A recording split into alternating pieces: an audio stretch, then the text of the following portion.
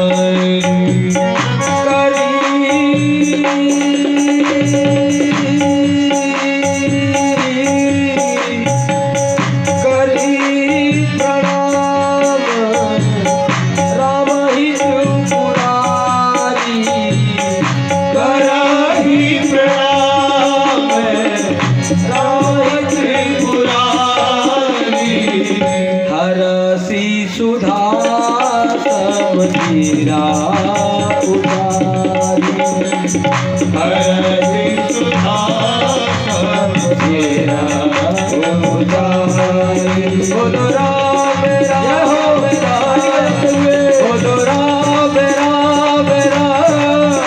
बोलो राम राम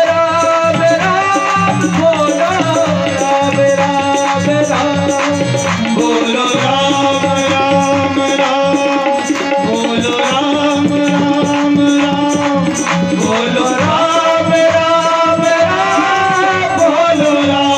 राम राम राम बोलो राम राम राम बोलो राम राम राम बोलो राम राम राम बोलो राम राम राम बोलो राम राम राम बोलो राम बोलो राम राम राम बोलो राम राम राम बोलो राम राम राम बोलो राम राम राम बोलो भगवान शंकर परमात्मा श्री राम जी को याद करने लगे और कहने लगे मंगल भवन, हे मंगलों के भवन, हे अमंगल के हरण करने वाले परमात्मा राम, आपकी जय हो जय हो। हे दशरथ के आंगन में विहार करने वाले अजिर बिहारी, आपकी जय हो। और परमात्मा श्री राम जी की जयघोष करते हुए शंकर जी ने भगवान राम जी के चरित्रों को याद किया और पार्वती के प्रश्नों को उत्तर देने लगे। और पार्वती ने पूछी थी प्रथम सो कारण कहूँ विचारी, निर्गुण ब्रह्म सगुण बपुधारी। हे भगवान, ये विचार कर बताइए कि जो निर्गुण निराकार ब्रह्म है वो सगुण साकार क्यों होता है। तो परमात्मा शंकर उत्तर देते हैं, हे भवानी पार्वती, निर्गुण निराकार ब्रह्म सगुण साकार क्यों होता है जानते हो? बोले बताइए प्रभु जी। परमात्मा शंकर कहने लगे सगुण ही अगुण ही नहीं कछु भेदा, सगुण ही अगुण ही नहीं कछु भेदा, सगुण ही अगुण ही नहीं कछु भेदा, सगुण ही अगुण ही नहीं कछु भेदा, सगुण ही अगुण ही नहीं कछु भेदा, सगुण ही अगुण ही नहीं कछु भेदा। गावहि मुनि पुराण बुध वेदा, गावहि मुनि पुराण बुध वेदा, गावहि मुनि पुराण बुध वेदा, गावहि मुनि पुराण बुध वेदा। जो गुण रहित सगुण सोई कैसे, जो गुण रहित हो गुण सोई कैसे, जो गुण रहित सगुण सोई कैसे, जो गुण रहित सगुण सोई कैसे। जल ही उपलब्ध नहीं जैसे, जल ही उपलब्ध नहीं जैसे। श्री राम जय राम जय जय राम, श्री राम जय राम जय जय राम, श्री राम जय राम जय जय राम, श्री राम जय राम जय जय राम, श्री राम जय राम जय जय राम, श्री राम जय राम जय जय राम, श्री राम जय जय राम, श्री राम जय राम जय जय राम, श्री राम जय राम जय जय राम, श्री राम जय राम जय जय राम, ओ श्री राम जय राम जय जय राम। हे भवानी, आपने पूछा था कि जो निर्गुण निराकार ब्रह्म है, जिसका न हाथ है न पांव है, न अंत होता है न जन्म होता है न मरण होता है, वो निर्गुण निराकार परमात्मा सगुण कैसे हो जाता है? तो परमात्मा शंकर कहने लगे पार्वती, इसका मतलब यह है कि सगुण और निर्गुण तुम्हारे दृष्टि में दो भेद वाले परमात्मा हैं। बोले हाँ भगवान, ये तो है। मुझे समझ में नहीं आ रहा कि निर्गुण निराकार ब्रह्म सगुण हो जाता है, और अगर ये राम जी सगुण ब्रह्म है, वही निर्गुण निराकार वाले, तो मेरे मन में तो शंका हो रही है। शंकर जी ने पूछा फिर भी शंका? बोले नहीं प्रभु, शंका है पर प्रेम के साथ में है। कौन सी शंका? पार्वती बोली जो न पतन तो ब्रह्म किमी, नारी बिरह मति भोरी, देखी चरित महिमा सुनत, भ्रमति बुद्धि आती मोरी। अगर वो ब्रह्म है, जो नृप तनय तो ब्रह्म किमी, यदि वही राजा के बेटे दशरथ नंदन राम ब्रह्म है तो फिर राजा के बेटे कैसे हुए? जो नृप तनय तो ब्रह्म किमी, और अगर राजा के बेटे हैं तो ब्रह्म कैसे? क्योंकि राजा के बेटे हैं इसलिए ये बन बन भटक के रो रहे हैं, पत्नी खो गई तो रो रहे हैं। अगर ये ब्रह्म होते तो इनको पता होता कि इनकी पत्नी कहाँ है। मुझे तो लगता नहीं है कि ये ब्रह्म है। अगर ब्रह्म होते तो नारी बिरह मति भोरी, नारी के विरह में इनकी मति भोरी हो गई है। शंकर जी ने माथा ठोका, पार्वती मैंने जिसकी कथा कुंभज ऋषि के द्वारा सुना और जिसकी कथा कुंभज ऋषि ने गाया, जिसकी भक्ति मैंने कुंभज ऋषि को बताया, मुनि धीर जोगी सिद्ध संतत विमल मन जहि ध्यावहि, कहने ति निगम पुराण आगम जासु कीरति गावहि। सोई राम व्यापक ब्रह्म भुवन निकाय पति माया धनी, अवतरे अपने भगत हित निज तंत्र नित रघुकुल मणि। वही राम व्यापक ब्रह्म है पार्वती, शंका मत करो। और अगर आप पूछती हो कि सगुण और निर्गुण अलग अलग हैं तो सुनो, शास्त्र कहते हैं, वेद कहते हैं, पुराण कहते हैं। बोले प्रभु जी क्या कहते हैं? सब कहते हैं सगुण ही अगुण ही नहीं कछु भेदा, गावहि मुनि पुराण बुध वेदा। अगुण अरूप अलख अज जोई, जो निर्गुण निराकार परमात्मा है, जो अजन्मा परमात्मा है, जिनका आदि है न अंत है, न जन्मता है न मरता है, वो क्यों अवतार लेता जानती हो? हाँ बोले भगवान बताए क्यों लेता है? बोले भगत प्रेम बस सगुण सोई, भक्त के प्रेम के कारण निराकार ब्रह्म सगुण साकार हो जाता है। और परमात्मा शंकर एक तुलना करने लगे। कौन सी तुलना? बोले जो गुण रहित सगुण सोई कैसे, जल हिम उपल बिलग नहीं जैसे। जो निर्गुण निराकार ब्रह्म है उसकी ऐसी समझदारी से समझ लो कि एक होता है पानी और एक होता है बर्फ। तो बर्फ भी पानी है और पानी तो पानी है ही है, तो बर्फ भी पानी है, पर पानी निराकार है और बर्फ आकार युक्त है। जल हिम उपल बिलग नहीं जैसे, जैसे उपल माने कंडे, उपल माने ठोस पदार्थ। पानी का उपल ओला होता है, जैसे ओला में भी जल है और जल तो जल ही है, इसी प्रकार दोनों तत्व एक हैं। इसलिए इसी प्रकार निर्गुण निराकार ब्रह्म तत्व राम है और सगुण साकार दशरथ नंदन का जो तत्व है वही बेटा श्री राम, वही परमात्मा श्री राम निर्गुण निराकार भी है और सगुण साकार भी है। पार्वती समझ गई। पार्वती कहने लगी भगवान मैं बिल्कुल आपकी बात समझ गई कि ये भक्त के वशीभूत होकर परमात्मा भक्त के कारण अवतार लेते हैं, पर प्रभु मैं जानना चाहती हूँ कि राम जी के अवतार का कारण क्या है। भगवान शंकर हंसने लगे, हे पार्वती धन्य है तुम्हारी मति, तुम राम जी के अवतार का कारण पूछती हो, आप धन्य हो पार्वती। श्री भगवान शंकर कहने लगे, हे पार्वती राम जन्म के हेतु अनेका, राम जन्म के हेतु अनेका, राम जन्म के हेतु अनेका, राम जन्म के हेतु अनेका, राम जन्म के हेतु अनेका, राम जन्म के हेतु अनेका, परम विचित्र एक देता, परम विचित्र एक देता, जन्म एक दोई बहु बखानी, जन्म एक दोई बहु बखानी, सावधान सुनु सुमति भवानी, सावधान सुनो सुमति भवानी, सावधान सुनु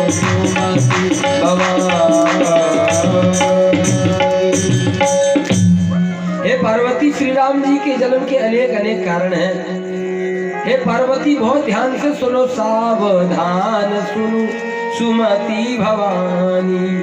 पार्वती मेरे राम जी अवतार लेते हैं ना, इनके कारण तो अनेक हैं, पर एक मुख्य कारण कहता हूँ जिसके कारण मेरे परमात्मा राम जी अवतार लेते हैं। हाँ बोले बताइए भगवान, मुख्य कारण बताइए, ज्यादा विस्तार से मत बताइए, मैं मुख्य कारण जानना चाहती हूँ। भगवान शंकर बोले पार्वती मेरे राम जी के अवतार का ये प्रमुख कारण है। कौन सा? श्री भगवान शंकर कहने लगे, जब जब होए धर्म की हानि, जब जब होए धर्म की हानि, बाढ़हि असुर अधम अभिमानी, बाढ़हि असुर अधम अभिमानी, करहि अनीति,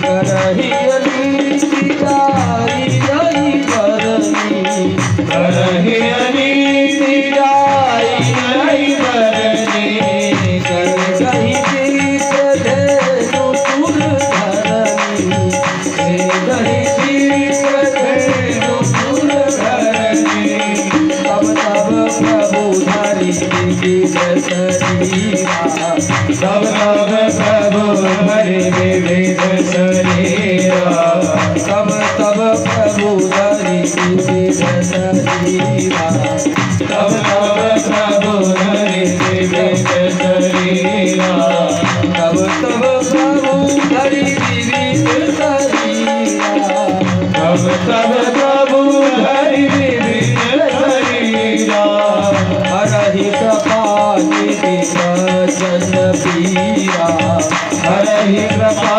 निधि सज्जन पीरा, राम जन्म के हेतु अनेका, राम जन्म के हेतु अनेका। हे पार्वती राम जी के जन्म के अनेक अनेक कारण हैं, पर मेरे राम जी के जन्म का मुख्य कारण ये है, जब जब होए धर्म की हानि, बाढ़हि असुर अधम अभिमानी। जब जब धर्म की हानि होने लग जाती है, असुर अधम अभिमानी लोग बढ़ने लग जाते हैं और अत्याचार फैलाना शुरू कर देते हैं। इतना अत्याचार करहि अनीति जाई नहीं बरनी, वर्णन न किया जा सके, और सीधई विप्र धेनु सुर धरणी। पृथ्वी ब्राह्मण देवता गाय इनको सताने लग जाते हैं। तब तब प्रभु धरी विविध शरीरा, हरहि कृपा निधि सज्जन पीरा। तब तब भगवान विविध विविध शरीर धरते हैं। पर ध्यान देना रामचरितमानस की ये चौपाई बहुत संभाल के लिखा गोस्वामी जी ने। ये चौपाई में ऐसी कमाल है, तब तब प्रभु धरी, यहाँ तक कोई दिक्कत नहीं, एक शब्द के कारण दिक्कत है। क्या शब्द, ध्यान से सुनिएगा, मेरे पूज्य पिताजी पधार चुके हैं, आप समझदार हैं। अब मैं कुछ बात संक्षेप में भी कहूंगा, कुछ बढ़ा के भी कहूंगा। समझिए, श्री गोस्वामी तुलसीदास जी ने इस चौपाई में एक शब्द ऐसा लिखा है जिसमें पूरे अवतारों का वर्णन हो गया। तब तब प्रभु धरी विविध शरीरा, हरहि कृपा निधि सज्जन पीरा। इसमें विविध शब्द लिखा हुआ है, जबकि चौपाई ऐसी बन जाती, तब तब प्रभु धरी मनुज शरीरा, मनुज भी बन जाती। पर गोस्वामी जी ने किसी भी अवतार का खंडन नहीं किया, क्योंकि वही राम कभी परमात्मा राम मत्स्य अवतार ले लेते हैं, वही परमात्मा राम कभी कमठ बन जाते हैं, कभी परमात्मा राम हरिगिरु बन जाते हैं, कभी बराह बन जाते हैं, कभी परशुराम बन जाते हैं, कभी वामन बन जाते हैं, कभी कल्कि बन के आएंगे, कभी बुद्ध बन जाते हैं, कभी ऋषभ देव बन जाते हैं। परमात्मा राम विभिन्न विभिन्न अवतार लेते हैं, इसलिए सभी अवतारों के क्रम को एक साथ पिरोकर गोस्वामी जी ने लिखा।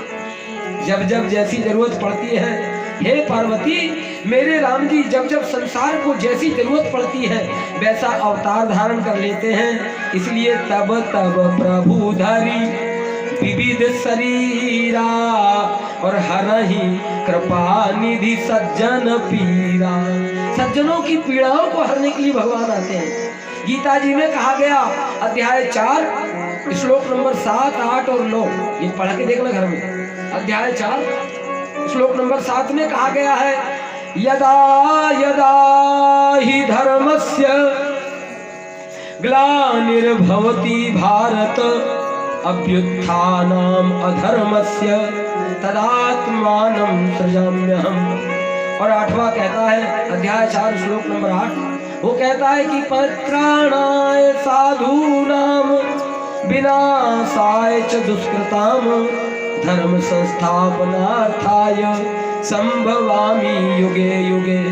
इट मीन्स एक ही बात है, जब जब होए धर्म की हानि, जब जब होए धर्म की हानि, जब जब होए धर्म की हानि, जब जब होए धर्म की हानि, बाढ़ी असुर अधम अभिमानी, बाढ़ी असुर अधम अभिमानी, तब प्रभु धरि विविध शरीरा, तब तब प्रभु धरि विविध शरीरा, हरहि कृपा निधि सज्जन पीरा, हरहि कृपा निधि सज्जन पीरा।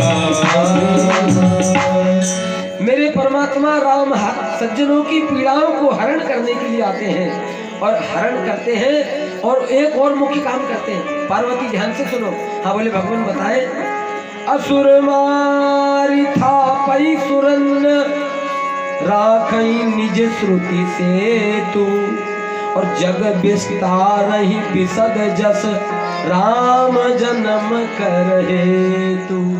हे भगवान, आपके परमात्मा राम बार बार अलग अलग अवतारों में आते हैं तो कई ग्रंथ बन जाते होंगे, वो तो कथाओं के। बोले हाँ, कथाओं के पुतल्ले बन जाते होंगे कि नहीं?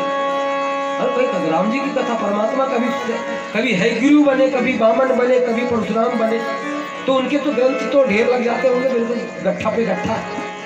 भगवान शंकर बोले पार्वती ग्रंथ तो ढेर लग जाते हैं, तो एक बात बताओ भगवान, इन सब कथाओं को गाता कौन है? और बोले गाता कौन है? मतलब भक्त लोग गाते हैं, तो इनकी कथाओं को गाकर होगा क्या? क्योंकि भगवान तो अनेक अनेक अवतार धारण करते हैं, आप ही कह रहे हैं। इनकी कथाओं को गाकर क्या होगा? श्री भगवान शंकर कहने लगे पार्वती मेरा दिल जीतनी तुमने पूछकर, ऐसा प्रश्न पूछी हो मेरा तो हृदय गदगदा गया। इन कथाओं को गाकर क्या होगा? इन कथाओं को गाकर क्या होगा? बोले क्या होगा सुनो। पार्वती सोई जस गाई भगत भव तरही, और कृपा सिंधु जनहित तनु धरही। परमात्मा की कथा को गाकर सोई जस गाई भगत भव तरही, भक्त लोग संसार सागर से तर जाएंगे। और परमात्मा राम जी अलग अलग अवतार अपने भक्तों के लिए लेते हैं। इसलिए है पार्वती एक दो कारण बखान करके कहता हूँ। राम जन्म के हेतु अनेका, राम जन्म के हेतु अनेका, राम जन्म के हेतु अनेका, राम जन्म के हेतु अनेका, राम जन्म के हेतु अनेका, राम जन्म के हेतु अनेका, परम विशेष का, परम विशेष का, परम विचित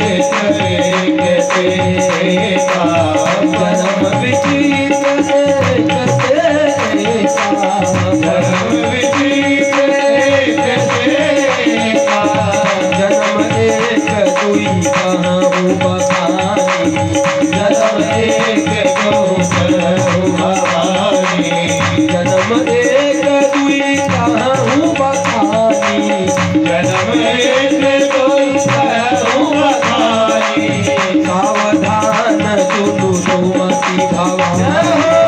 सावधान सुनो तुम्हारी भवानी।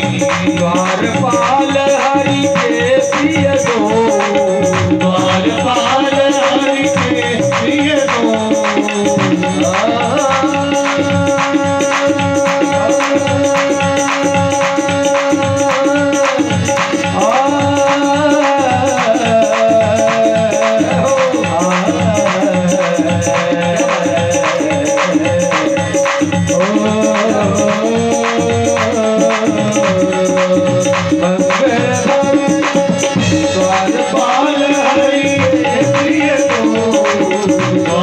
द्वारपाल हरि के प्रिय दो।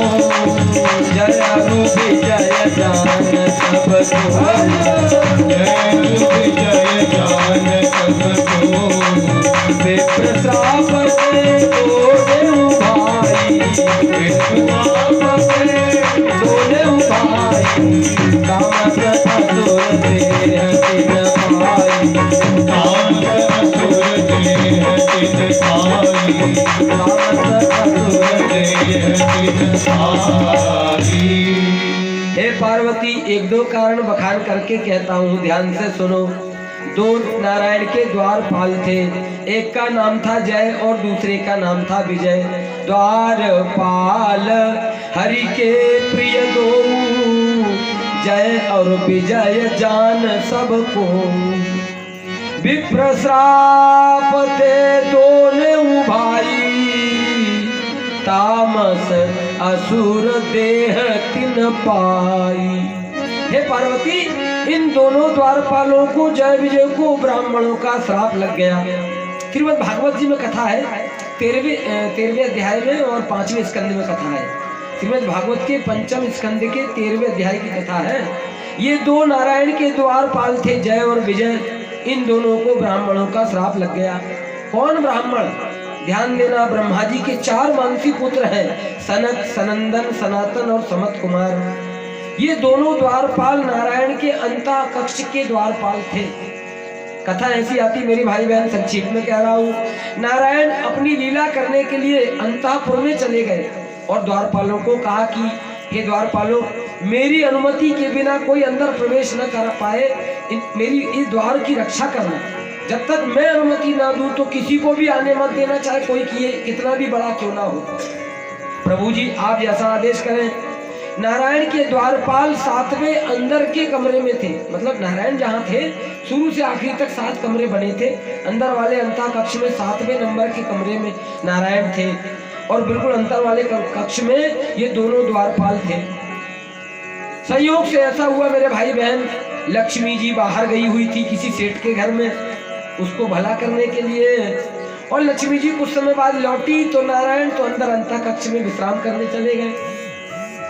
द्वारपालों ने लक्ष्मी जी को भी फंसा अड़ा के रोक दिया। बोले, माँ आप अंदर नहीं जा सकती। बोले, क्यों? अपने घर में मैं नहीं जा सकती?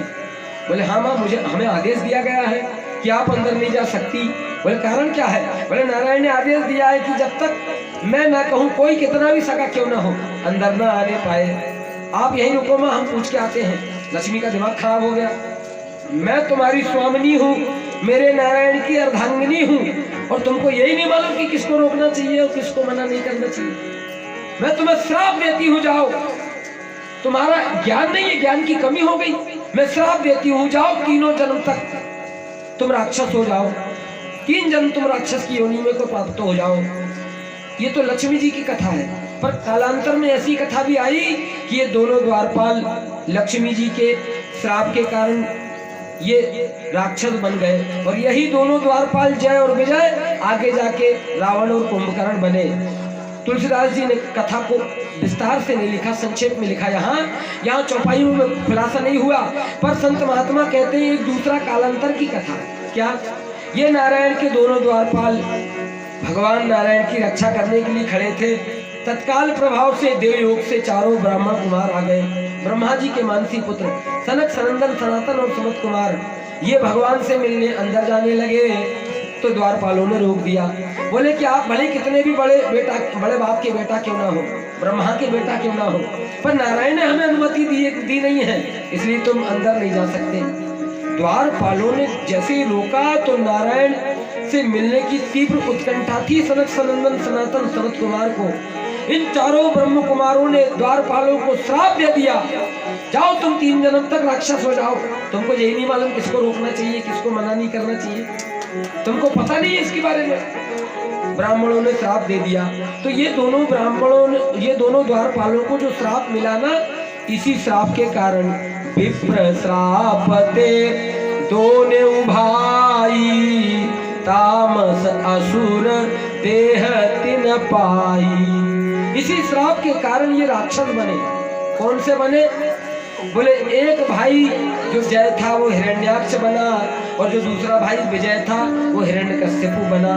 तो हिरण्याक्ष को भगवान ने बराह अवतार धारण करके वध करके उसको मुक्त किया एक कल्प में, और वही दूसरा भाई विजय वो हिरण्यकश्यपु बना, जिसके उद्धार के लिए भगवान श्री राम जी को नरसिंह अवतार धारण करना पड़ा।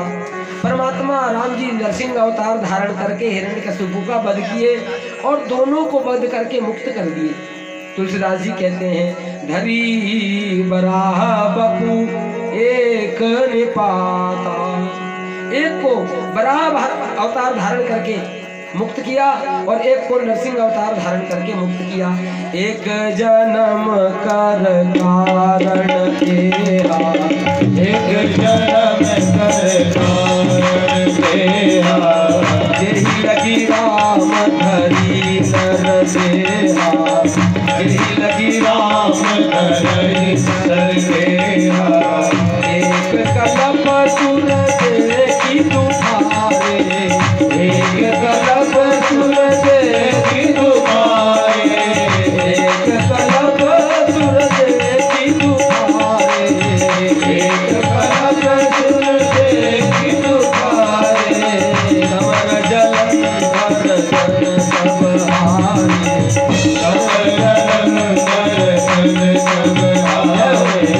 शंभु कीन संग्राम अपारा, शंभुवीर संग्राम अपारा, कनुज महाबल मरई न मारा, कनुज महाबल मरई न मारा। एक कलप सुर देखी तुम्हारे, एक कलप सुर देखी तुम्हारे। हे पार्वती, राम जी के जन्म का एक कारण तो जय विजय को श्राप लगा, दूसरा कारण सुनो राम जी ने अवतार क्यों धारण किया। हाँ बोले भगवान दूसरा कारण बताएं। श्री भगवान शंकर कहने लगे, पार्वती एक कल्प में देवता दुखी हो गए। बहुत ध्यान से सुनना, मैं बड़ी गंभीर कथा कह रहा हूँ, ये अल्लाह बोले मत कराओ, बच्चों को बहुत कहना। बोलिए हनुमान जी महाराज की जय। मैं कुछ गंभीर कथाएं कह रहा हूँ, मैं शुरू से बोल चुका हूँ। रंजीत भैया का कहना है कि कुछ महाराज जी मर्म वाली कथा भी सुना देना, क्योंकि हल्का हल्के में तो सब निकल जाएगा। कुछ मर्म सुना के जाऊंगा कल और आज के ही दिन भर बचा, बाकी आगे तो भंडारा होना ही है।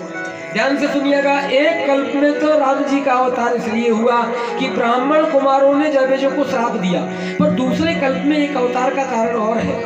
हे पार्वती, एक कल्प सुर देखी दुखारे, समर जलंधर सन सब हारे। पार्वती, एक कल्प में जलंधर नाम का एक राक्षस हुआ, उसने ब्रह्मा जी से वरदान पा लिया और ब्रह्मा जी से वरदान पाया। और क्या वरदान पाया जानते हो? बोले क्या वरदान पाया प्रभु? बोले ये वरदान पाया कि जब तक मेरी पत्नी का सती पाती व्रत धर्म बना रहेगा तब तक मेरी मृत्यु ना हो। ब्रह्मा जी ने आओ देखा ना ताओ एवं वस्तु कह दिया। जलंधर ने वरदान पाकर अपने आप को अमर मान लिया और जलंधर अपनी पत्नी को मार कूट करने के डर से, भय से, बल से पातिव्रत धर्म निभाने के लिए सदा प्रेरित करता रहा। पर जलंधर की पत्नी, उसका नाम है वृंदा। तुलसीदास जी कहते हैं, समर जलंधर सन सब हारे। देवताओं के ऊपर चढ़ाई कर दिया इसने बल पाकर, ब्रह्मा जी के वरदान से चढ़ाई कर दिया। पद्म पुराण में कथा आई, मेरे भाई बहन संक्षेप में कथा सुना रहा हूँ। पद्म पुराण में कथा है कि जलंधर पैदा कैसे हुआ। ध्यान से सुनिएगा। जब भगवान शंकर माता भवानी सती के शरीर को, मरे हुए शरीर को आकाश में लोकांतरों में घुमाने लगे तो भगवान शंकर सती के वियोग में तड़प तड़प कर रोने लगे। कहीं भगवान ठहर जाते हैं और तांडव करने लगते हैं। परमात्मा शंकर जब तांडव करने लगे तो उनके शरीर में गर्मी बनी और पसीने की बूंद हो आई और भगवान शंकर आकाश में तांडव करते हुए सती के शरीर को ले जा रहे हैं।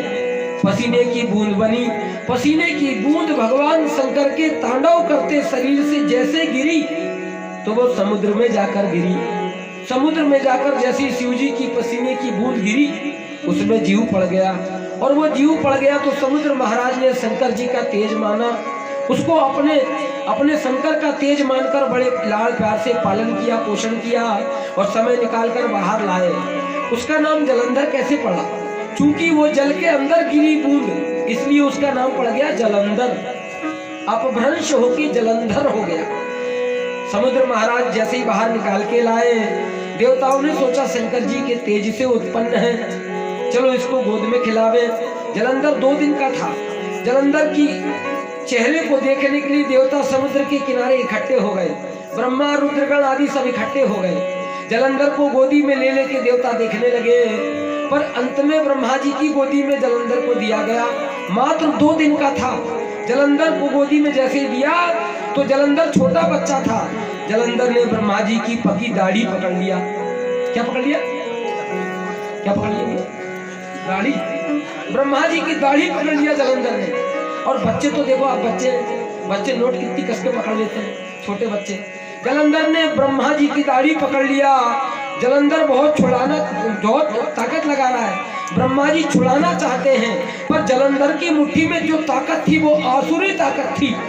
ब्रह्मा जी छुड़ा नहीं पाए। ब्रह्मा जी की दाढ़ी खींचने लगा, ब्रह्मा जी के आंसू निकल गए। जलंधर ने जब दाढ़ी खींचा तो ब्रह्मा के आंसू निकले। ब्रह्मा जी ने सोचा कि जब ये इतना छोटा है और मेरे आंसू निकाल दे रहा है तो बड़ा हो जाएगा तो भगवान जाने कई के आंसू निकाल डालेगा। इसलिए ब्रह्मा जी ने सोचा कि भैया कैसे छुटाऊं। जैसे तैसे करके छूटे, जलंधर को छुटवाया। जलंधर धीरे धीरे बड़ा होने लगा। यही जलंधर तपस्या करके ब्रह्मा को प्रसन्न कर लेता है और वरदान मांगता है कि मेरा मरण तब हो जब मेरी पत्नी का कोई पातिव्रत्य धर्म भंग कर दे। मेरी